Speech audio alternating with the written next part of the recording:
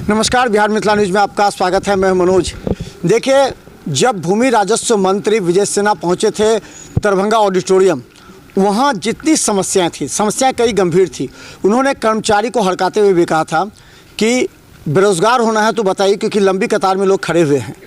देखिए समस्या क्या है, और जिस तरह सीओ पर लगातार सरकार शिकंजा कसी है, तो उसके बाद हड़ताल पर चले गए हैं और आज बीडीओ को प्रभार दिया गया है।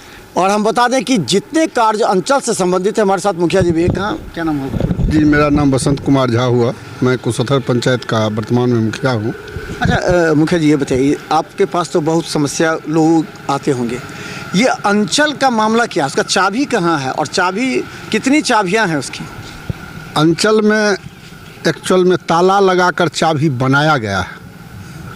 इसमें राजस्व मद में हम लोग 2005 से मुखिया हैं और हम लोग देखे हुए हैं कि राजस्व कर्मचारी ग्राम पंचायत में आते थे और पंचायत कार्यालय पर बैठकर जो रसीद काटना रहा, किसी का जमाबंदी क्रिएट करना रहा, दाखिल खारिज रहा, सभी कुछ ग्राम पंचायत कार्यालय पर होता था।